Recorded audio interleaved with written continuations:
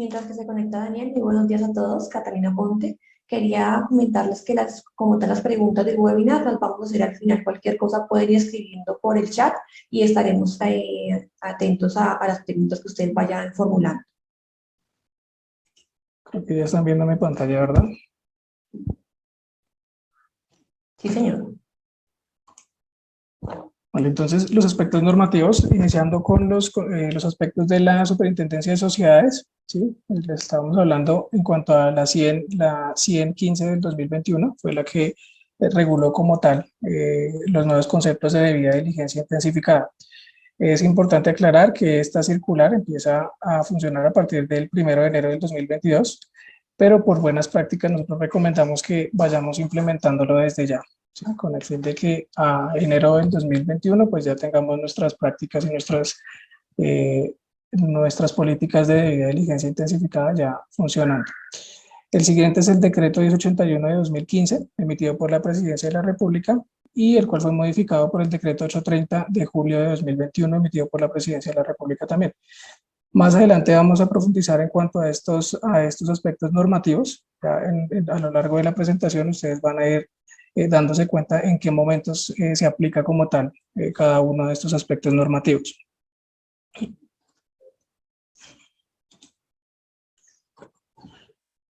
El siguiente punto es, ¿qué es la debida diligencia intensificada? Entonces, nosotros sabemos como oficiales de cumplimiento que la principal, digamos que una de las tareas principales es identificar a nuestras contrapartes, ¿verdad? Pienso yo que la tarea más importante, porque en el relacionamiento como tal, en la vinculación y en el relacionamiento que tenemos con nuestras contrapartes, es donde como tal debemos atacar ese foco de riesgo, ¿sí? Es donde nace como tal el riesgo de lavado de activos, de financiación del terrorismo o la proliferación de armas de destrucción masiva. Por eso es importante y como buena práctica, las supersociedades lo exige como tal y los estándares internacionales, tanto el GAFI como Basilea y todos los estándares internacionales de compliance, nos invitan como tal a efectuar como tal una debida diligencia a todas nuestras contrapartes, pero son muy enfáticas en que algunas de esas contrapartes requieren una debida diligencia intensificada o un conocimiento avanzado de esa contraparte. Existen muchas maneras de hacer como tal o de ejecutar una debida diligencia intensificada. ¿Sí? Realmente existen unos estándares, unos lineamientos muy generales que nos dicen cómo efectuarla, a quién efectuarla, qué aspectos nosotros debemos tener en cuenta para hacer esta debida diligencia intensificada, pero realmente es propio de cada organización, es potestativo de cada organización ejecutar como tal estos procedimientos y fijar unos lineamientos puntuales en cuanto a la debida diligencia intensificada. Puntualmente, como lo establece la norma, venimos al tercer punto, que es cómo aplicar la debida diligencia intensificada. El primer punto es validar el origen de los activos o de los recursos. Sabemos que uno de los aspectos más importantes en cuanto a esa debida diligencia que nosotros estamos haciendo es validar cuál es el origen de los recursos. ¿A través de qué? A través de los diferentes mecanismos de conocimiento, a través de las diferentes declaraciones que les pedimos a nuestras contrapartes, de las consultas que hacemos. Es una serie de estrategias que nosotros vamos a utilizar para validar como tal de dónde provienen los recursos de esa contraparte. El siguiente aspecto es obtener la aprobación de una instancia o trabajador de jerarquía superior en su vinculación o actualización. Si bien en una debida diligencia tradicional a cualquier contraparte, sí, que no represente un mayor riesgo, esta aprobación la puede hacer pues, el área encargada como tal de su vinculación, es decir, si estamos hablando del área de compras, pues el proveedor lo aprueba el jefe de compras, el gerente de compras, en fin, el que la compañía haya destinado. Y cuando hablamos de una debida diligencia intensificada, esta aprobación debe hacerse a través de una instancia o un trabajador de jerarquía superior. La norma no es puntual en decir estas personas deben aprobarlas el gerente, el representante legal, el presidente de la junta o algo así, no. Finalmente es potestad de cada organización definir quién como tal es la persona encargada de aprobar estas vinculaciones, pero pues se recomienda, nosotros recomendamos que pues sea un nivel más alto de la persona que normalmente hace las vinculaciones a cualquier contraparte que no represente o que represente un riesgo normal. El siguiente punto es monitorar la relación contractual de manera continua e intensificada. Normalmente, el SAGRILAF para el sector real, el SARLAF para el sector financiero y solidario, nos invita a monitorear las operaciones de todas nuestras contrapartes, ¿cierto? Llámese clientes, llámese proveedores, trabajadores, asociados, llámese cualquier contraparte. Pero la debida diligencia intensificada nos invita a ejecutar como tal un monitoreo continuo e intensivo, ¿sí? Es decir, si a mis contrapartes que representan o tienen un perfil de riesgo medio, les hago un monitoreo semestral, pues en la debida diligencia intensificada de esas contrapartes de mayor riesgo, les voy a hacer una debida diligencia o un monitoreo, perdón, más intensivo, con una frecuencia más alta, puede ser mensual, puede ser bimensual, perdón, y esto lo define pues como tal, o esto nace como tal del apetito de riesgo y de la tolerancia al riesgo de cada compañía. El siguiente es verificar frecuentemente la lista de países no cooperantes según el GAFI. Esta es una recomendación pues, que se establece como tal en la circular. Ustedes lo pueden apreciar ahí en la circular 15 del 2021. Este punto, que es el cuarto, quisimos ahondar un poco en este tema.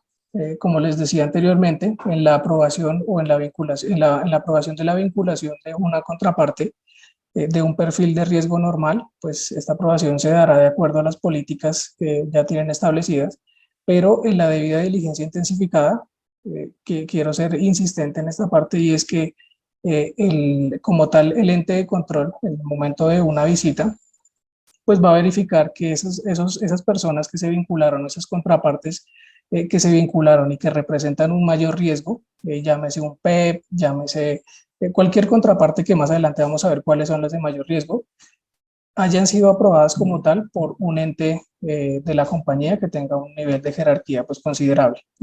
Aquí no les vamos a decir tiene que ser el gerente, tiene que ser el representante legal, no, eso depende como tal del apetito de riesgo de la compañía, de la tolerancia que ustedes tengan, de las políticas que se hayan definido, ¿sí? Como tal ustedes son los que establecen esos lineamientos. Y aquí, como les decía, vamos a hablar un poquito más acerca de los sujetos de debida diligencia intensificada, como quinto punto, como lo establece como tal la normativa. El primero es aquellas contrapartes y sus beneficiarios finales que la empresa obligada considere que representan un mayor riesgo. Sobre este punto es importante decir como tal que la norma es muy, como yo les decía al inicio, existen muchas brechas tal vez de interpretación en cuanto a la norma, pero existen algunos otros puntos que sí son muy específicos en decir cuáles son los beneficiarios finales, a quienes debo hacerle debida diligencia, a quienes pues les puedo hacer una debida diligencia tradicional y demás. Más adelante vamos a hablar sobre cada uno de ellos, ¿listo? El siguiente es la contraparte que se identificaba como PEP. Esto según lo establece el decreto 1081 del 2015, el 830 del 2021 y la nueva circular sobre la que estamos hablando, que es la 115 de 2021, y la cual empieza a regir, como les decía, a partir del 1 de enero del 2022. Las siguientes son contrapartes que se encuentran ubicadas en países no cooperantes y jurisdicciones de alto riesgo. Y última, empresas obligadas que se desarrollen actividades con activos virtuales. Si bien la norma establece estas cuatro modalidades o estas cuatro contrapartes a las cuales debemos hacerle debida diligencia intensificada, nosotros como oficiales de cumplimiento, y no sé si en esta charla nos acompañen tal vez solo oficiales de cumplimiento o gerentes, revisores fiscales, el hecho es que entendamos que si bien la norma nos establece estas cuatro personas o estas cuatro contrapartes, nosotros debemos primero diagnosticar cuál es nuestro riesgo a nivel organizacional, definir en realidad cuáles son nuestras contrapartes de alto riesgo y definir otras que tal vez ustedes consideren que debemos hacerle una debida diligencia intensificada, otras que tal vez no estén tipificadas dentro de estas cuatro. Y esto como les pongo un ejemplo. Si nosotros trabajamos en una compañía que vende o que se dedica a la comercialización de carne, ¿sí? Que nos dedicamos al tema de ganado. Pues esto encasillaría como tal en la primera clasificación, que son aquellas contrapartes que representan un mayor riesgo, ¿sí? Y de ahí pues nosotros vamos a empezar a desglosar como tal cuáles son esas otras contrapartes que nosotros definimos y vamos a hacerle una debida diligencia avanzada o intensificada.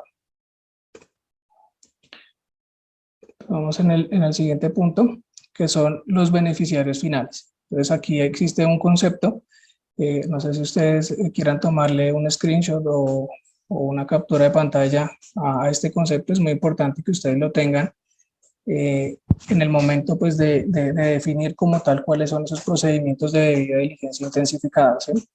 Pues el Estatuto Tributario, en el artículo 631, modificado por el artículo 16 de la Ley 2155 del 2021, da una definición como tal de los beneficiarios finales, como tal personas naturales que poseen, controlan directa o indirectamente a un cliente como persona natural y cuyo nombre se realizan transacciones.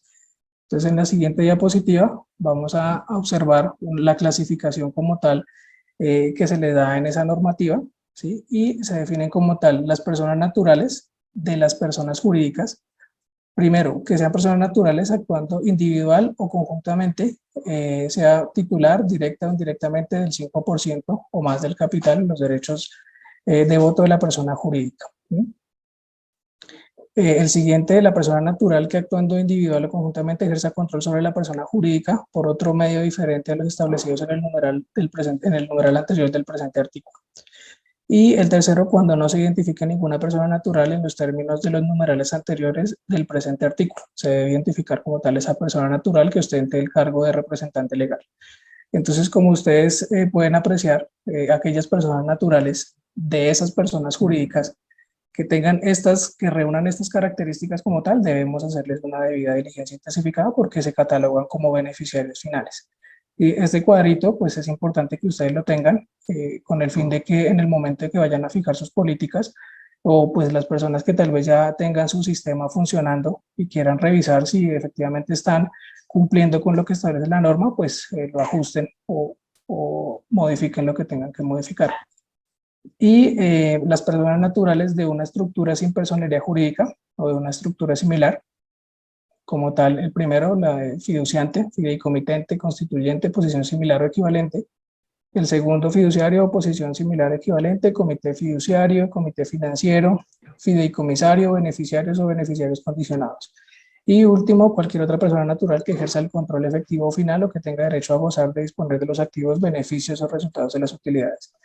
Entonces, como tal, este cuadrito es interesante que ustedes lo tengan, que lo adapten tal vez dentro de sus políticas y pues que lo hagan parte de su día a día como oficial de cumplimiento con el fin de que den cubrimiento a lo que establece esa parte de la normativa. En el tercer punto, pues vamos a hablar de los PEP. Como todos sabemos, los PEP son las personas políticamente expuestas o públicamente expuestas, sobre el cual hay unos conceptos muy amplios a nivel internacional. Sabemos que los PEP son personas que se consideran de alto riesgo para el tema de lavado de activos, de financiación o de proliferación, lo cual no los convierte en actividades ilegales ni personas que estén yendo en contra de la ley ni que estén ejecutando como tal actividades ilícitas, sino que por su mismo rol, por la misma actividad que ejercen, pues representan un mayor riesgo como tal para la compañía en el momento de la vinculación.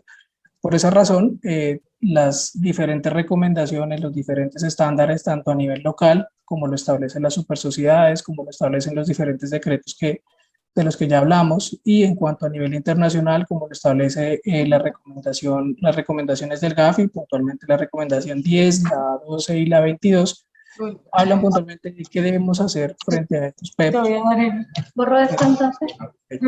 ¿O que incluye los puntos? ¿Vale? Entonces, lo primero es saber quiénes son los PEP. Este cuadrito es un extracto como tal del artículo 2 del decreto 830 del 2021, en el cual ustedes se pueden basar. Nosotros hemos visto y yo normalmente chequeo en el muro o en las en las diferentes publicaciones que hay en LinkedIn, muchos vacíos en cuanto a que no sabemos como oficiales de cumplimiento quiénes son los PEP. ¿Sí? A quiénes catalogamos como PEP y constantemente he visto muchas preguntas y de las preguntas que más nos llegan a nuestra oficina como tal es, venga, dígame quiénes son los PEP, cuáles son esos PEP, un concejal es un PEP, un edil es un PEP, una persona de la Junta de Acción Comunal es un PEP. Preguntas como esas son muy frecuentes y mi recomendación es tengan en cuenta este cuadro. ¿Sí? Si ustedes tienen en cuenta este cuadro, es lo que establece la norma y estos son los que se catalogan como tal, como PEP. Si una de las personas a las que ustedes están validando reúne las condiciones que se establecen en este cuadro, la pueden catalogar como PEP. Ahora, existen otras recomendaciones ya a nivel más personal, pues que me gustaría hacerles, pero al final de esta presentación se las voy a hacer. Listo, entonces en esta pues creo que no hay mucho como por decir. Lo ideal es que ustedes tengan este cuadro y lo puedan estudiar día a día y aplicar. Esta es la continuación. En realidad son 18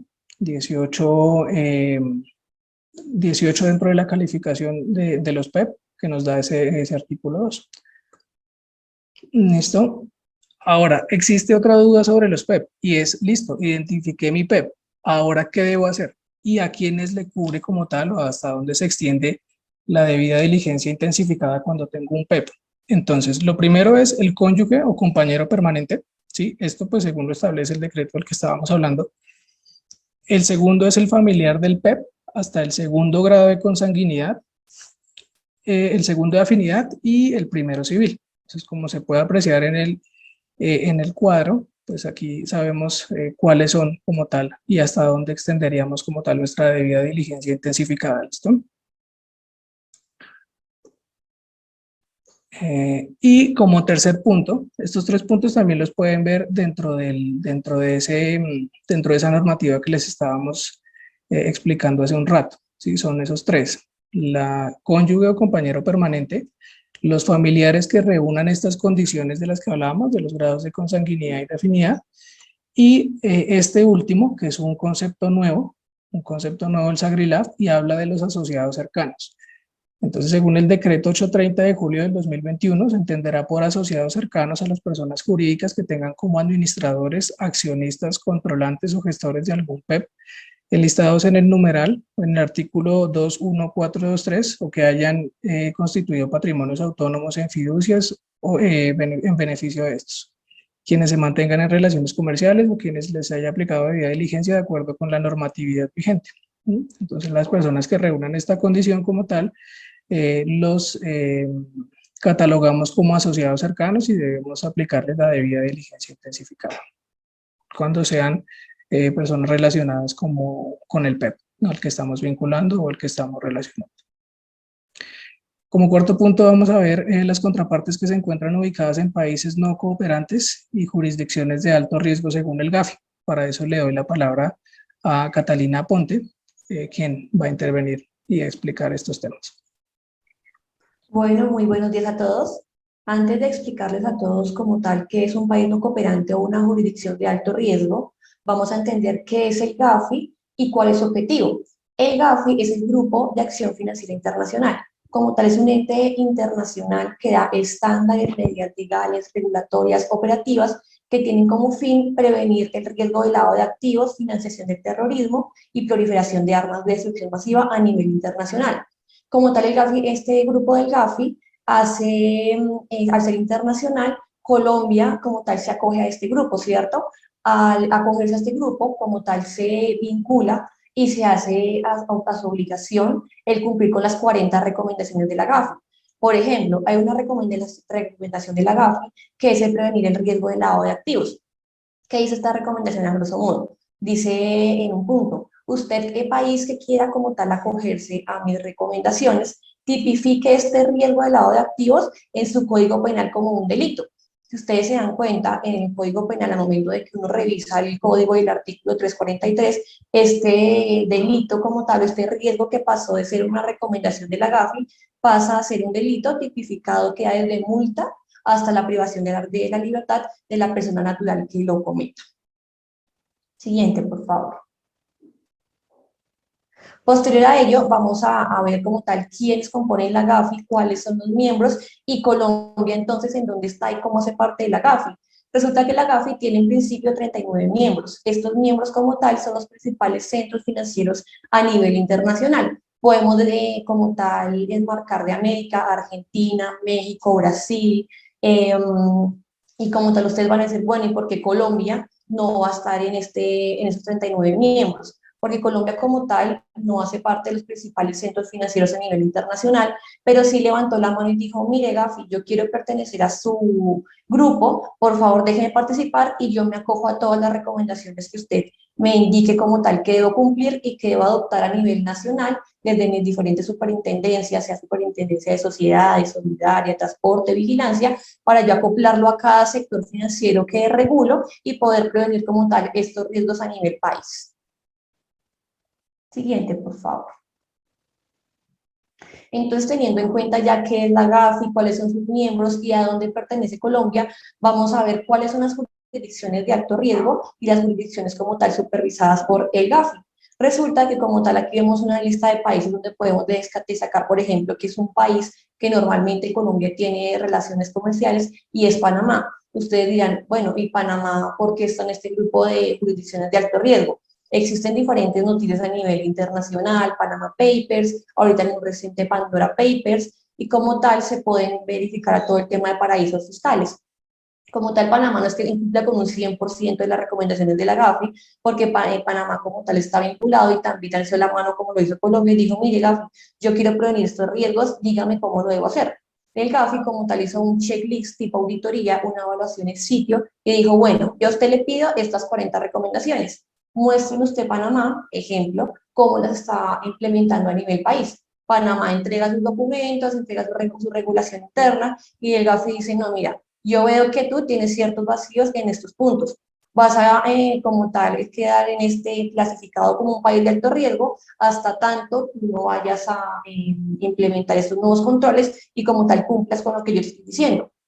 Es importante tener en cuenta, y como lo hablaba Daniel, hay que hacer un monitoreo constante de estos países de alto riesgo. El GAFI se reúne 3 veces al año, normalmente es en febrero, junio y octubre, en donde van actualizando este listado. Hoy está Panamá, ahorita en octubre puede que lo retiren de aquí. Hoy no está Colombia, puede que Colombia quede incluido como tal en este listado de países de alto riesgo, de acuerdo pues con los parámetros y evaluaciones que realice internamente el GAFI. Entonces, al yo tener, o la empresa tener relaciones comerciales con países como Albania, Barbados, Marruecos, Uganda, Yemen, Siria, tiene que identificar primero el principio recomendado en su formulario de vinculación, si se encuentra ubicado en esta jurisdicción de alto riesgo, y decir, bueno, ¿qué me pide la superintendencia que realice? Verifique origen de fondos. Como tal, no lo pueda que esta contraparte no la puede autorizar el gerente comercial, sino que lo tiene que hacer directamente el representante legal, a manera de ejemplo. E igualmente hacer un monitoreo constante porque, como les comentaba, hoy está Panamá, mañana no, puede que no esté. Igualmente Colombia puede que esté hoy, puede que mañana no esté en estas jurisdicciones de alto riesgo catalogadas por el GAFI y que debemos estar alimentándonos y actualizándonos constantemente para validar si alguna de nuestras contrapartes entran a este listado y pues como obligación tenga que hacer la debida diligencia intensificada. Siguiente, por favor. Y aquí terminamos todo lo que tiene que ver pues con las contrapartes que se encuentran ubicadas en países no cooperantes, entendiendo qué es la GAFI, quiénes son sus contrapartes, dónde se encuentra ubicada Colombia y como tal cuál es el listado actualizado a 10 de octubre del 2021 de los países que están actualmente catalogados como países no cooperantes. Ahora bien, otro requisito que me pide la Superintendencia de Sociedades, en donde sí o sí tengo que realizar una debida diligencia identificada, es en las empresas que desarrollen actividades con activos virtuales.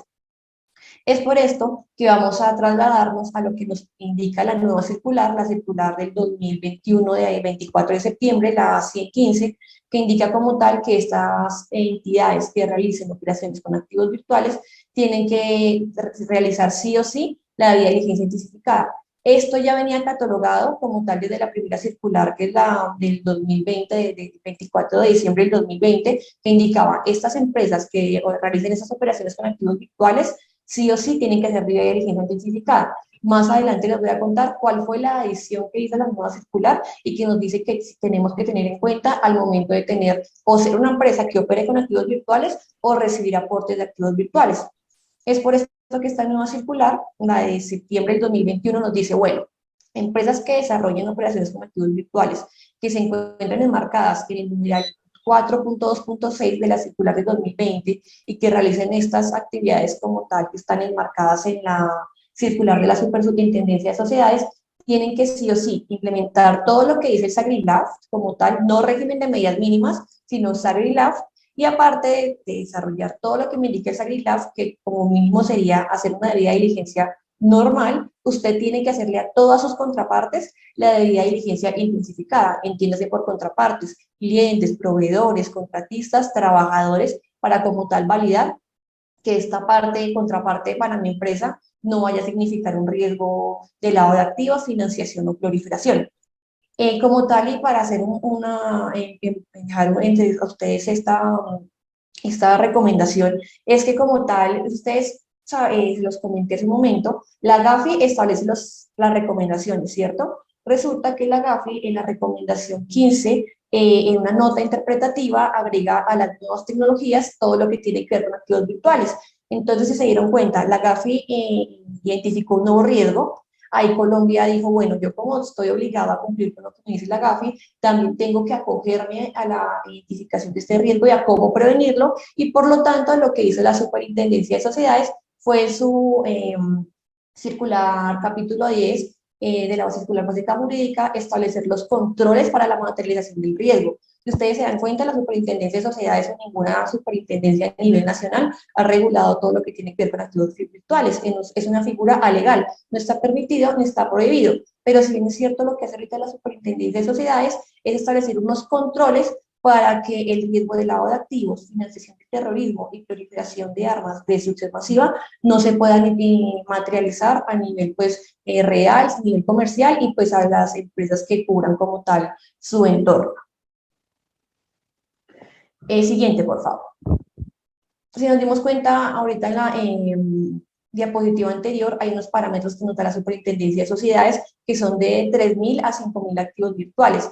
Pero, ¿qué pasa? También ahorita la nueva circular nos dice empresas de activos virtuales que como tal reciban aportes desde 100 salarios mínimos en adelante, sí o sí tienen que cumplir con el SAGRILAF. Entonces, ustedes se dan cuenta, hay dos como tal ítems o parámetros. Uno, empresas de activos virtuales que hayan recibido ingresos de 3.000 salarios mínimos o activos de 5.000 salarios mínimos, o aparte otro régimen aplicable que es empresas que hayan recibido en aportes de activos virtuales desde 100 salarios mínimos en adelante. Es ahí donde hay que revisar si nosotros como empresa estamos recibiendo activos virtuales o nuestra contraparte lo está realizando, dado que es una contraparte que genera mayor riesgo.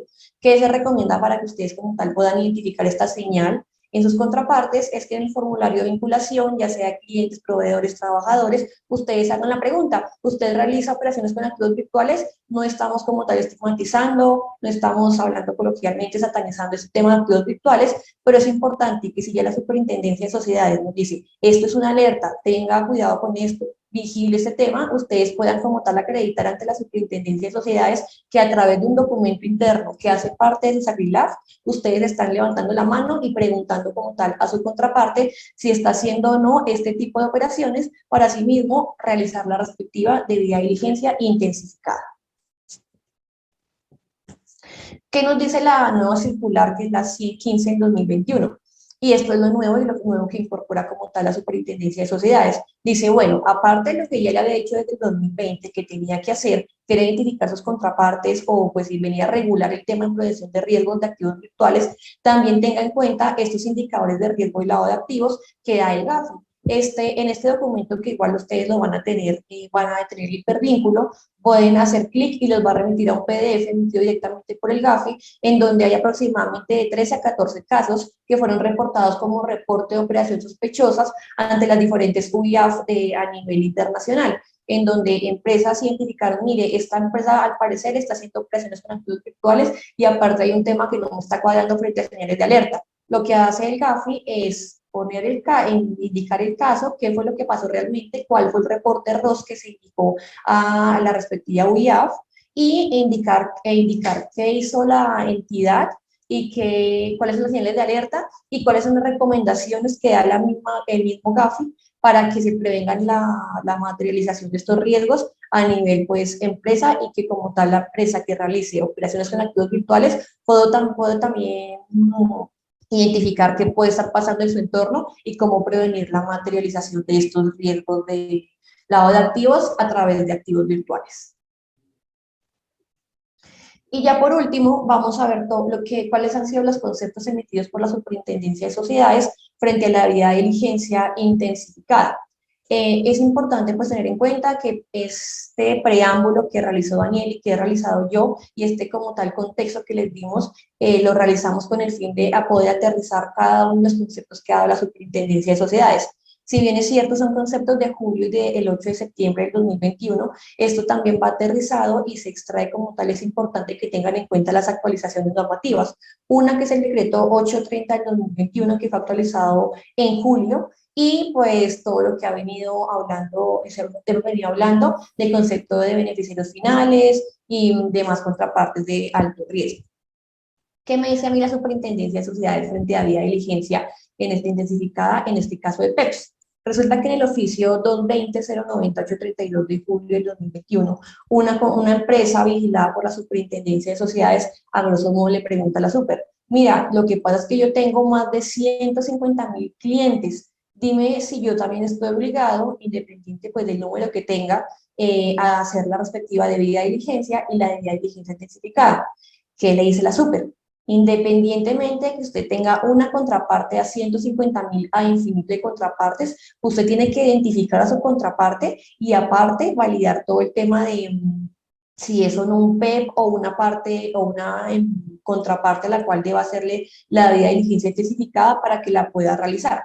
Ya también en el desarrollo del concepto, lo que dice la Superintendencia es, bueno, igualmente tenga en cuenta que yo a usted le doy una circular con unos parámetros. Usted es el que se encarga de revisar su apetito del riesgo, su probabilidad, el impacto de la cual le puede generar esa contraparte, para que usted también determine los respectivos controles al interior y valide cómo va a establecer este determinado control.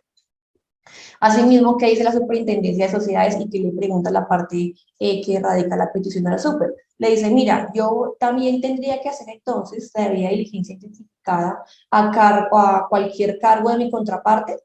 La Superintendencia le responde que sin importar el cargo que tenga el PEP, ejemplo, un PEP que es asistente comercial, por ejemplo, sin importar el cargo que tenga el PEP, usted como empresa obligada a tener SAGRILAF debe realizar como tal de debida diligencia. Y es aquí donde viene la recomendación que les hice hace unos minutos, y es que en el formulario de vinculación ustedes pueden agregar dos casillas importantes. Una, que es en el que le pregunta a su contraparte, ¿alguno de sus trabajadores tiene calidad de PEP? ¿Sí o no?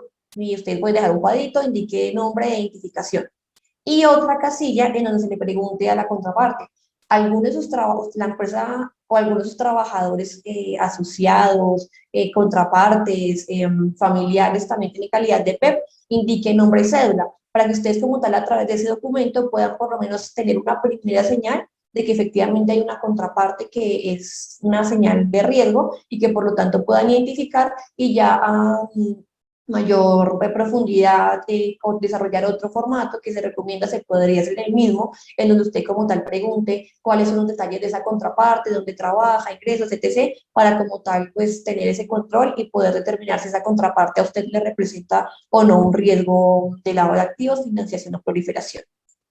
Como conclusión, el segundo punto es que independientemente del cargo que tenga el PEP, sea operario, sea administrativo, sea gerente, sea miembro del máximo órgano social, tienen que hacerle la debida diligencia a este PEP. Y ahora como tal, como tercer punto, ¿qué pregunta la persona? Hace referencia a la debida diligencia documental de los beneficiarios finales, es decir, del máximo órgano social de cada una de las empresas. ¿Qué pregunta la persona? ¿Yo cómo hago para llegar al máximo órgano social? Junta directiva, asamblea de socios, asamblea general de accionistas, junta de socios, asamblea general de accionistas. ¿Cómo hago para como tal acceder a esa información? Si a mí la misma junta me puede decir qué pena, esa información reservada, tiene reserva en los libros de la sociedad, yo a usted no se la voy a dar. como tal lo que dice la superintendencia es haga lo posible, acredite su debida diligencia, haga una comunicación, dos comunicaciones, usted establezca los controles en donde usted pueda como tal blindarse o decir, mire, yo pregunté, yo hice un comunicado, hice dos comunicados, revisé en la Cámara de Comercio, solicité información a tal entidad pública, validé en tal parte, para decir, mira, yo no pude llegar como tal hasta el máximo órgano social y por lo tanto acudo al artículo de beneficios finales que nos establecía el artículo y el estatuto tributario. Primer concepto. Pasamos al siguiente concepto, y es el concepto del 8 de septiembre del 2021, el cual se titula Sagrilaf y debida diligencia en PEPs. Este concepto como tal hace parte y ratifica todo lo que tiene que ver con la debida diligencia en familiares o asociados cercanos a los PEP. Aquí como tal la persona pregunta, dígame superintendencia, ¿yo cómo hago para que legalmente yo pueda pedir información de familiares o asociados cercanos a los PEP y si eso es legal o no hacerlo?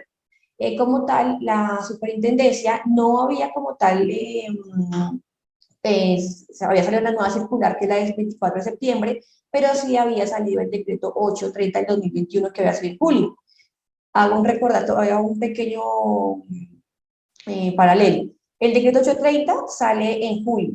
Este concepto sale el 8 de septiembre y como tal la nueva circular se emite el 24 de septiembre.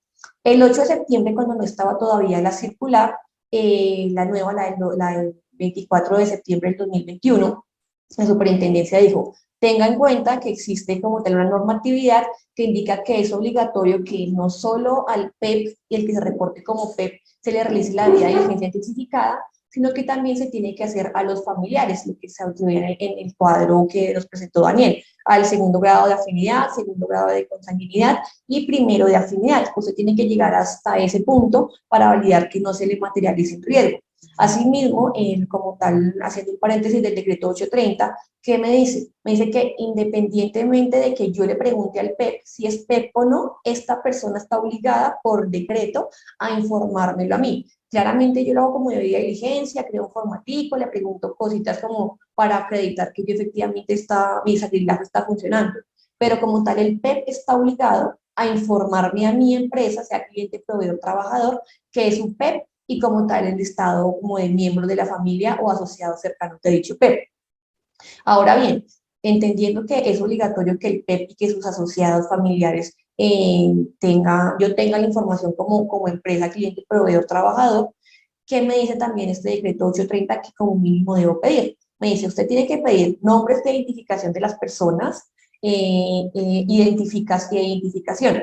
¿Esto para qué? Para que igualmente la empresa valide que es lo recomendable y va a hacerle las consultas en listas vinculantes a nivel nacional, internacional y pues todo lo que nos ofrecen ahorita los software en cuanto a consulta en OFAC, ONU, FBI, Interpol, Policía, Contraloría, lista PEP, procesos judiciales, entre otros, para validar que esta persona, por ejemplo, familiar PEP, tenga también un proceso o tenga un proceso relacionado con temas de lavado de activos, financiación del terrorismo o proliferación de armas de destrucción masiva.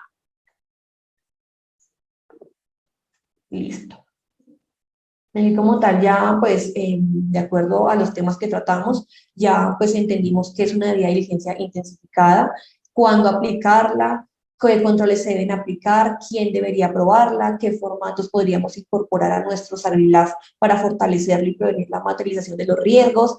Podemos ver cuándo aplicar la debida diligencia en contrapartes que representan un mayor riesgo, cuando son personas expuestas políticamente, cuando se encuentran en países no cooperantes o jurisdicciones de alto riesgo, y asimismo cuando pues desarrollen actividades con activos virtuales.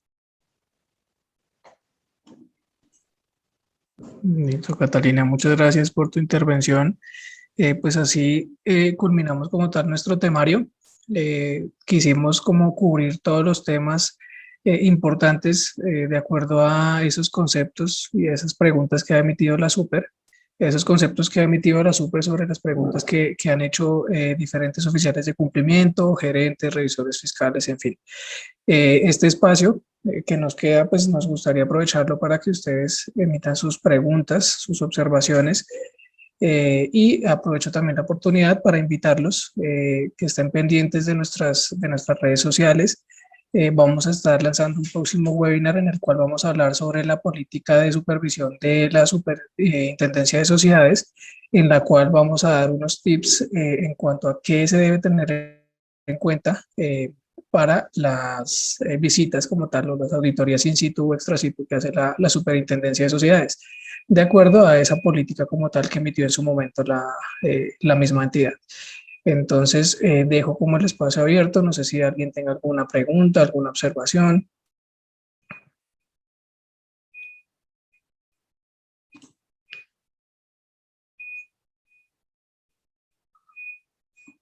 Bueno, creo que no tenemos preguntas.